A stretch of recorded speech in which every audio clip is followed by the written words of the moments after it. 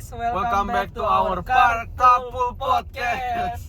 With me and Denzel as the host and Ivan and Joshua as the special guest. okay. Today our topic is perdagangan internasional. Gila.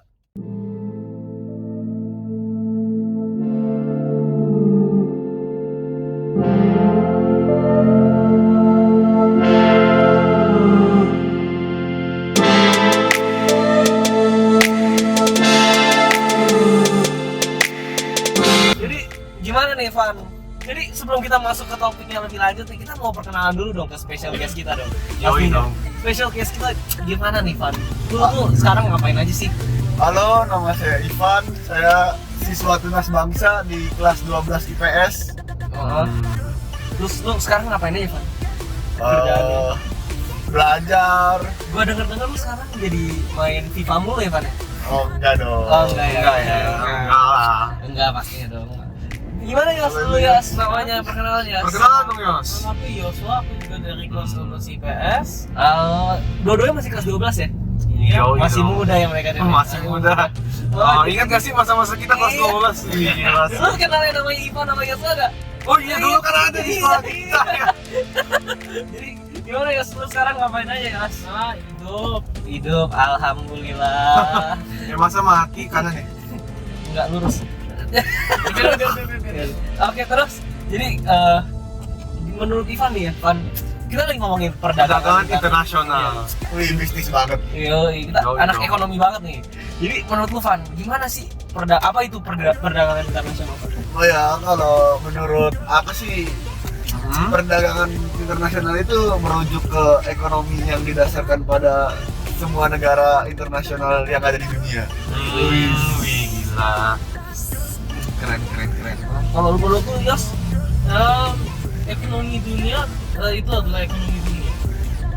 Ekonomi yang berdasarkan di dunia di semua negara. oh oke, gue bisa simpulin yang penting keren banget. dunia Iya ya, sih. yang Dunia, ekonomi yang mendunia ya. Yang berinternasional, Iya, perdagangannya. namanya juga Iya. hubungan internasional. Perdagangan internasional. Iya, bukan dong. lokal ya. Lucu ya dia.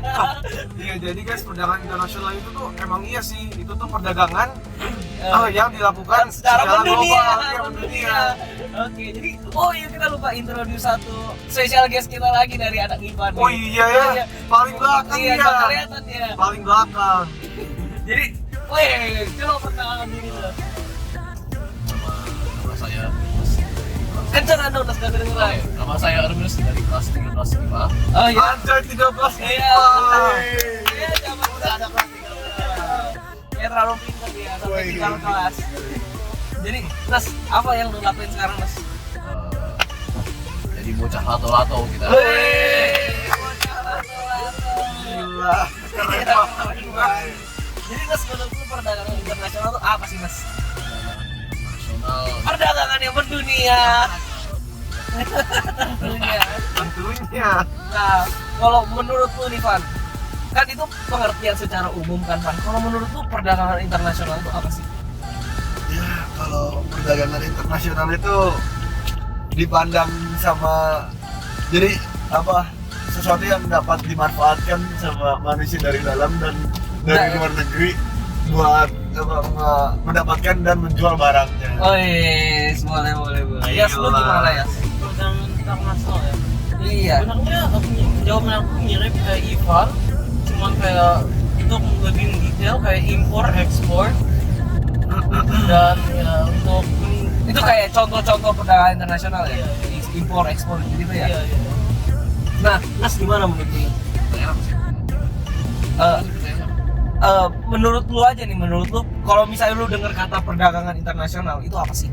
Oh, perdagangan internasional ya. Iya. Buat perdagangan internasional itu keterbukaan market yang di luar dari domestik yang bisa meningkatkan supply ataupun demand dari suatu produk tertentu dalam negara tersebut atau dari luar negara tersebut. Wih, gila. Dari IPA loh. Dari IPA. Dari Kita IPA. nggak ada anak IPA sepintar ini di IPS.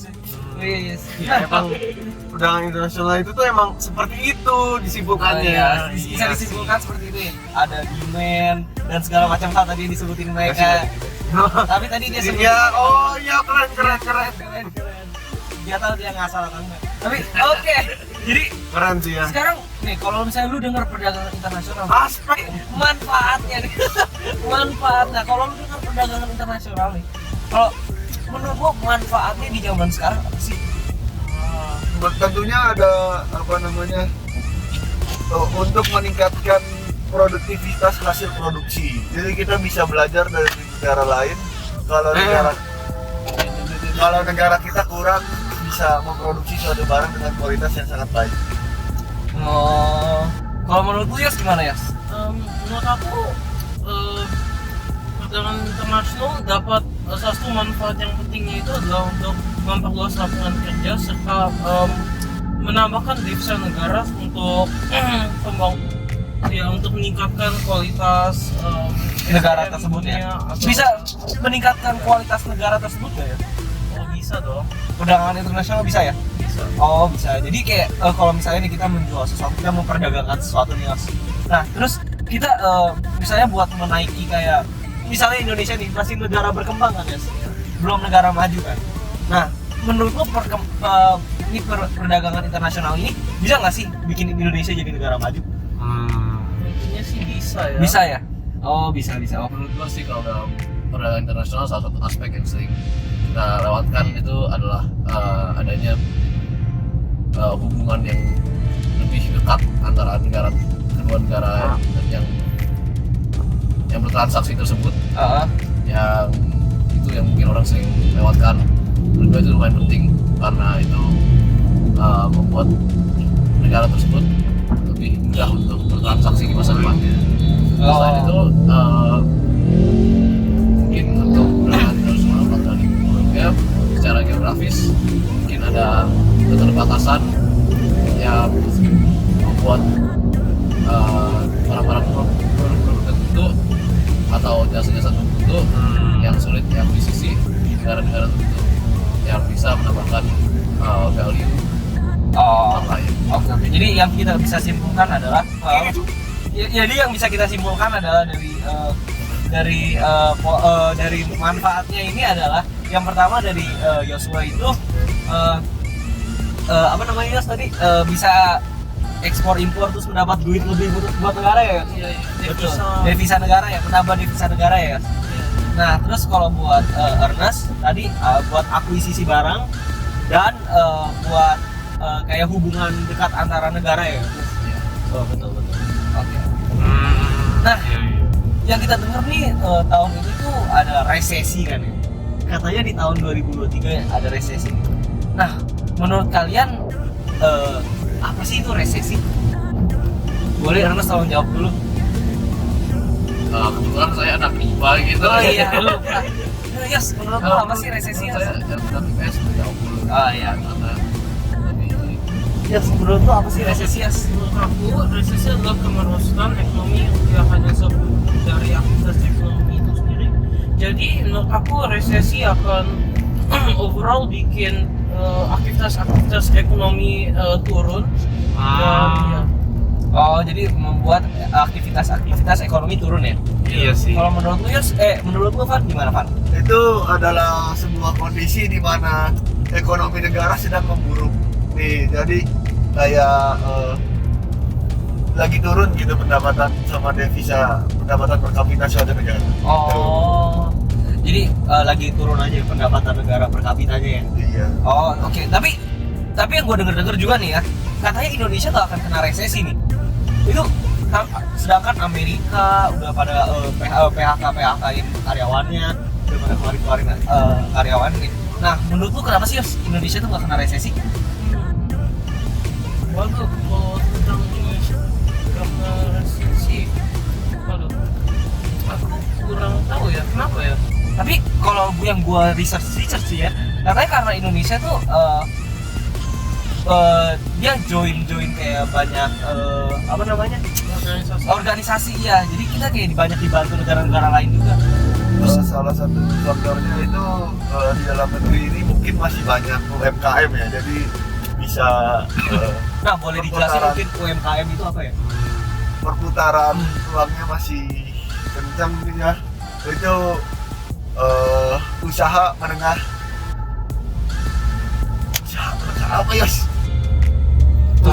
Usaha mikro, kecil dan menengah itu Oh. UMKM. Oh, oke. Tapi berita yang paling hot di tahun ini memang menurut kalian resesi ya? Tapi kan kita juga banyak kayak mungkin kayak misalnya kita bisa lihat Elon Musk yang punya Twitter dan segala macam hal, itu dia banyak keluarin karyawan-karyawannya sampai juga bahkan sekretaris yang dia paling percaya juga dia pecat. Nah, menurut kalian itu kalau misalnya ada hubungannya nggak sih sama resesi ini? Ya tentunya ada. Jadi setiap perusahaan pasti kesulitan ya karena resesi ini. Jadi mereka harus mengurangi cost biaya untuk karyawan-karyawannya. Jadi dia bisa memecat karyawan yang kurang diperlukan. Oh, nah yang kita tahu nih, misalnya Cina nih ya, Cina sumber berpenghasilan barang-barang nih, yang kita pakai sehari-hari biasanya dari Cina nih. Nah menurut kalian Cina gimana nih kondisi ekonomisnya buat tahun 2023? Seperti yang dijelasin tadi, sepertinya resesi ini hampir akan terasa atau tidak, pasti resesi ini akan terasa di hampir semua negara, mau kecil atau besar. Menurut aku sih Cina masih akan berasa loh. Masih akan berasa ya? Tapi memang sih katanya Cina belakangan ini juga pendapatannya menurun. Yang aku akan nanya sekarang, kebijakan pemerintah nih buat perdagangan internasional apa sih? Kebijakan pemerintah. Nah, Nas gimana menurut lu? Menurut gua itu kebijakan pemerintah yang internasional itu sebenarnya masih banyak yang bisa diperbaiki dan diimprove karena adanya segitu banyaknya sumber daya alam yang kita bisa aksesi. Oh, betul. Jadi menurut gua kalau untuk kebijakan pemerintah yang di Indonesia menurut gua masih bisa ditingkatkan dan diimprove lah.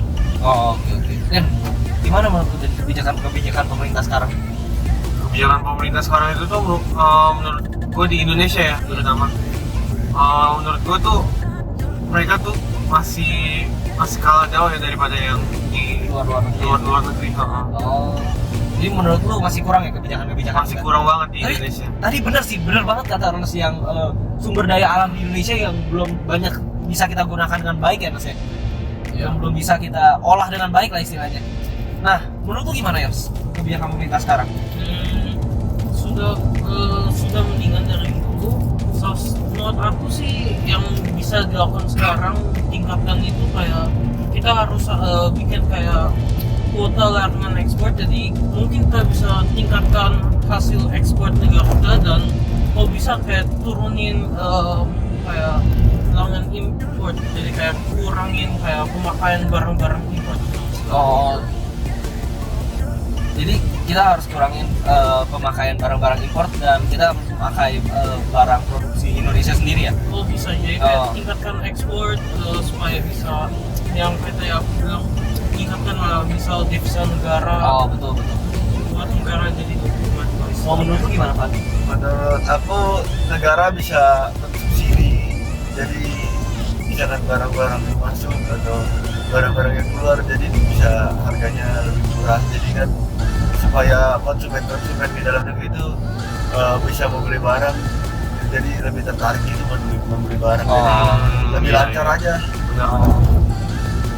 Jadi, nah yang gua akan nanya sekarang nih agak harus di searching kali ya. Karena iya, mungkin nah nih ya, ada yang tahu World Trade Organization kan? Oh, WTO ya? Ya, WTO. Lu tahu nggak ya? Pernah dengar ya? Pernah denger ya? Lu tahu nggak, Nus? Ya kira tahu lah pernah ya. Oke. Lu tahu nggak, Van? Ya lumayan lah. Nah, bagus. Soal tahu jadi kan kita nggak harus jelasin kan. Nah, peran WTO dalam perdagangan internasional ini apa sih? Kalau gue boleh tahu nih, menurut kalian ya peran mereka tuh apa ya? soalnya gue kebingungan nih dari kemarin kayak WTO ini apa sih? Tuh boleh Van? Dia itu menurut aku penting banget ya dalam perdagangan internasional ini, kayak mengatur beberapa masalah perdagangan dunia, kayak membuat kesejahteraan negara-negara anggota lewat perdagangan internasional itu tuh lebih bebas sama bisa mengatur masalah perdagangan antar negara itu. Jadi WTO itu perannya penting banget ya. Oh, jadi WTO ini perannya penting banget ya menurut Van? Iya. Oh, oke. Kalau boleh tahu lu gimana Yus? Sebenarnya Ivan sudah bilang semua jawaban aku, jadi aku simpulkan aja lah. WTO itu jadi menurut aku sih dia mengatur dan mengawasi perdagangan supaya tidak ada masalah yang terjadi, korupsi atau apa. Tidak ada masalah istilahnya. Dan kayak menjaga kesejahteraan dari anggota perdagangan internasionalnya. Oh, jadi yang bisa gue simpulkan adalah di sini WTO ini kerjanya untuk menjaga keamanan dan kesejahteraan perdagangan internasional ini ya. Mengatur masalahnya. Oh. Gimana Mas? Kalau menurut gue sih ya hampir mirip sama Yuso dan Ivan. Kalau WTO-nya itu secara singkat, secara overall gitu lebih mengarah ke arah mengawasi dan govern perdagangan internasional itu. Jadi menurut gua role yang dimainkan sangat penting oleh WTO. Jadi ya begitulah. Karena WTO itu sebuah organisasi yang mengawasi dan menggovern kita punya perdagangan internasional. Nah, nomor 6 pertanyaan udah aku tanya sih, udah gue tanya tadi di awal, masalah terbaru perdagangan internasional di Indonesia. Yang kita pilih adalah resesi gitu kan. Nah, ngomong-ngomong soal resesi lagi nih. Nah, lu ada pertanyaan nggak soal resesi yang terjadi di tahun ini? Pertanyaan ya? Iya. Mungkin biasanya resesi biasanya di Indo sama di luar itu kurang sama kelebihannya apa sih? Oh, jadi maksudnya adalah kurangnya dan kelebihannya resesi ya? Iya. Oh, boleh. Coba Van, lu gimana menurut lu Yos? Hah? Ivan? Resesi itu sebenarnya ada kelebihannya atau semuanya tentang kekurangannya aja? Jadi sebenarnya resesi itu juga ada kelebihannya, kayak bisa jadi karyanya itu lebih kayak desentralisasi gitu, jadi bisa ya lebih desentralisasi lah. Kalau kekurangannya ini banyak. Nah, yang gue dengar adalah katanya resesi nih yang bikin yang kaya semakin kaya, yang miskin semakin miskin. Menurut lu tanggapan itu apa? Menurut lu gimana tentang tanggapan itu? Kayaknya itu mungkin bener ya, soalnya kayak di resesi ini kita bisa membuat yang kaya lebih kaya. Kayak misalkan harga tanah, harga rumah kan turun, terus kita beli waktu setelah resesi harganya naik, jadi kayak orang-orang kaya bisa melipat gandakan harganya dengan lebih mudah. Menurut lu gimana Yos? Tentang tanggapan itu? Tentang apa sorry? Tanggapan itu? Tanggapan Ivan tentang kayak Bukan. Bukan. Tentang tanggapan orang kaya itu lebih semakin kaya dan orang miskin semakin itu miskin. lebih miskin.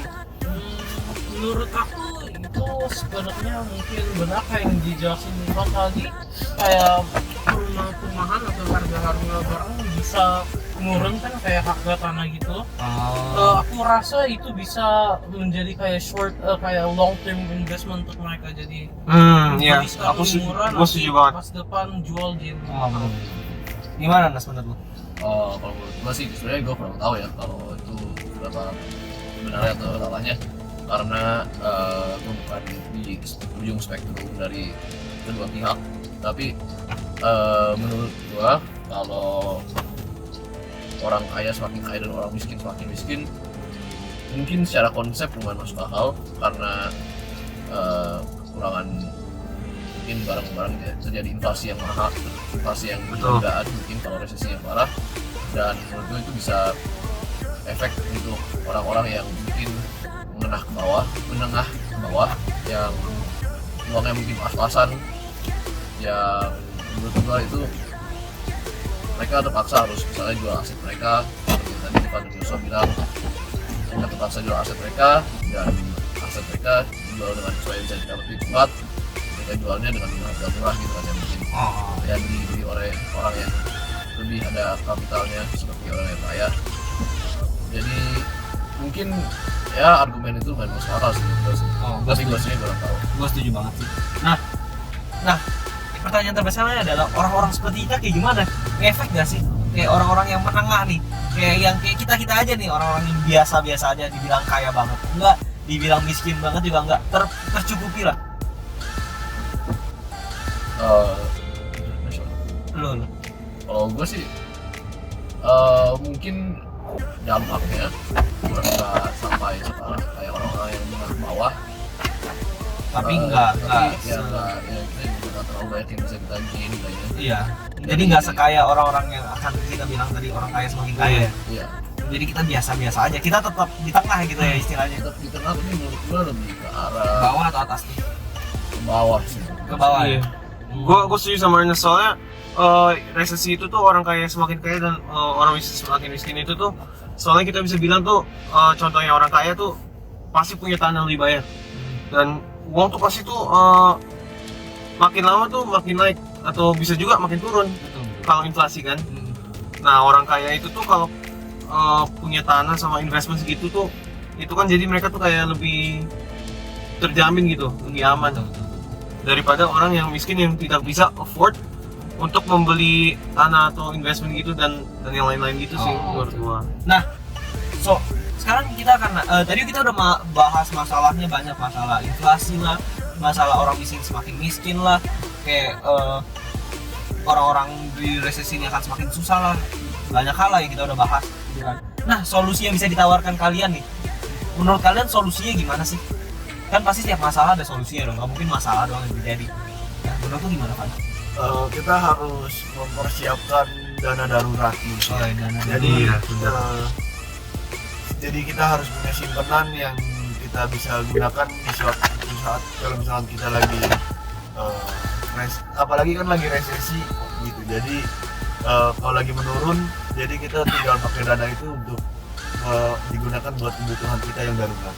Oke. Menurut gue sih itu kurang bener sih tahap yang dilakukan, soalnya kalau lu simpen uang itu tuh terus terjadi resesi itu tuh sama aja tuh, uang kan basically kan inflasi. Iya, benar. Jadi itu tuh kalau lu simpen uang itu tuh lama-lama tuh akan menjadi nothing. Iya betul. It's better to invest. Mencari pasif income. Ya, mencari Tapi itu. kalau menurut gua sih, mungkin kalau dari Ivan punya itu dari perspektif pemerintah ya. Jadi pemerintah itu dia ada perbendaharaan uang yang kita bisa pakai dalam waktu-waktu krisis, misalnya dalam Jadi kayak buat negara ya, Nes? enggak, bukan ya buat negara yang simpan, tapi negaranya itu untuk subsidi misalnya barang-barang basic commodities kayak beras, minyak, telur. Iya, betul. Menurut gua itu Kalau jadi inflasi yang tinggi ya. ya kalaupun sampai jadi krisis ekonomi yang parah sekali di Indonesia, jadi orang-orang yang menengah ke bawah dan orang semua rakyat di Indonesia sih lebih tepatnya sih, jadi mereka nggak sampai terpuruk banget gitu loh, supaya barang-barang harga yang barang-barang yang Iya. basic needs itu masih bisa terpenuhi. Tapi kalau dari perspektif kita mungkin menjadi orang, contoh kita orang yang menengah ke bawah ekonomi kita, itu apa sih mungkin yang kita bisa lakuin biar apa yang kita harus persiapkan mungkin? Yosua atau Ivan atau Ernest? Dan bener, Untuk aku sih sepertinya kayak yang sudah dibilang tadi, kalau masalah kayak resesi kita harus ya pertama kita harus kayak deraut, kita harus minimalis kayak kurangi lah pengeluaran dan kita harus jauhi dari hutang-hutang. Lalu kayak kamu bilang, dengan uang yang ada mungkin kita bisa menggunakan itu untuk invest atau sesuatu yang mungkinnya selalu akan naik atau apa. Jadi cari suatu kayak investment atau passive income kayak yang tadi sudah dijelaskan. Oke. Bisa oke lah ya, maksudnya sarannya lumayan bagus lah buat orang-orang yang benar. Nih kalau yang dengerin ya, mungkin bisa dicontoh, bisa diikutin lah saran dari Joshua ini. Nah, kalau misalnya sekarang tadi kita udah bikin solusi buat perdagangan internasional nih. Nah sekarang ada nggak sih saran atau kayak masukan untuk perdagangan internasional ke depannya gitu biar mereka lebih baik lagi dalam mengerjakan pekerjaan mereka? Kalau menurut gua sih ya, gua ada konsep yang lumayan menarik gitu. Kalau sekarang kan kita untuk perdagangan internasional hampir semua orang menggunakan US dollars ya. Iya US betul. dollars yang harganya, yang value-nya itu sulit diprediksi kadang-kadang. Iya. Naik betul. turun ya? Dan naik turunnya itu di luar kendali kita, Betul. tapi itu menjadi currency universal yang digunakan oleh semua orang Iya, dalam betul, perdagangan internasional. Menurut gue mungkin kalau ada cara untuk membuat currency yang lebih internasional, yang lebih universal, itu dapat lumayan enak karena dia kita nggak bakal perdagangan internasional di seluruh dunia nggak akan bertumpu pada Satu value, satu value dollars. suatu Iya. currency Iya. yang di luar kendali mereka gitu. Betul Juga sih. Kalau menurut lu gimana ya? Tentang Saran untuk perdagangan internasional? sarannya aku kurang ada, tapi ya yang jika aku bisa langsung pikirkan paling yang kayak aku bilang ya tingkatkan ekspor, kurangin maskan impor. Oh. Kalau lu kan? Ya kayaknya hampir mirip sama Joshua buat keluarin barang lebih banyak lah supaya devisa negara naik, resesinya turun. Jadi mungkin kita bisa kesimpulan dari podcast kali ini gimana nih? Ya menurut gua perdagangan internasional itu tuh Aspek yang sangat penting ya mungkin iya dalam Nih, perdagangan internasional ini mungkin untuk membuat barang Indonesia sendiri dan mengeluarkannya ke luar negeri, menjualnya gitu. Seperti Iya. China. Makanya mereka kan punya banyak duit kan China. Karena perdagangan internasional ini iya betul banget. mereka jual-jual barang. Nah, menurut kalian untuk tentang resesi gimana nih kesimpulannya menurut lu, Yos? Kesimpulan dari resesi, Mungkin dari gua dulu, kalau kesimpulan tentang resesi itu tuh ini udah pasti banget kalau terjadi sesuatu resesi, orang kaya itu pasti akan menjadi lebih kaya dan orang miskin pasti menjadi lebih miskin. Oh, Seperti yang tadi kita jelaskan tadi itu. iya, yang kayak Itu nggak mungkin berubah terbalik gitu. iya, nggak mungkin ya. Nggak mungkin. Jadi nggak mungkin yang kaya jadi miskin gitu. Iya nggak mungkin. Nggak mungkin ya, oke. Tapi ada kalau ngomong-ngomong satu hal lagi ya, gue pernah dengar suatu konsep bahwa katanya kalau misalnya tentang resesi ini, yang miskin nih bisa jadi kaya loh. Wah gimana tuh? Nah, nggak tahu apa karena tadi kan Ernest sempat jelasin tentang mungkin yang jual tanah. Tadi siapa yang jelasin, Joshua atau Ernest? Joshua ya, yang jual tanah itu yang bisa buat iya, investasi ke depannya. Mungkin itu kali ya salah satu cara orang miskin Mungkin bisa salah jadi satunya kaya. ya. Mungkin itu kali ya salah satu. Menurut lu gimana, Nes? menurut gua sih ya konsepnya gue juga kurang tahu sih sebenarnya, tapi kalau dipikir-pikir ya mungkin aja ya karena adanya ketidakstabilan ekonomi di negara tersebut pada jangka waktu yang lumayan panjang ya, mungkin bisa resesi berapa bulan setidaknya kan. Menurut gua jadi ada pintu-pintu yang tertutup untuk uang secara ekonomis, pintu-pintu yang ada yang tertutup, Tapi ada pintu baru yang terbuka. pintu-pintu Ya? yang terbuka menurut gua. Pintu Jadi baru. ada kesempatan mungkin yang Lebih kesempatan baru lah ya ya istilahnya. kesempatan baru yang Iya. mungkin Yang nggak bisa dilakuin kalau Iya, we can take the shots ya gitu. ya Oke. Jadi mungkin itu yang bisa kita simpulkan dari podcast hari ini. Jadi Iya sih. saya dan Denzel sebagai host dan spesial Guest-guest kita, Ivan, Joshua, dan Ernest. We Thank say you guys for listening our Carpool Podcast. podcast. Podcast. And And God bless you. Let's go.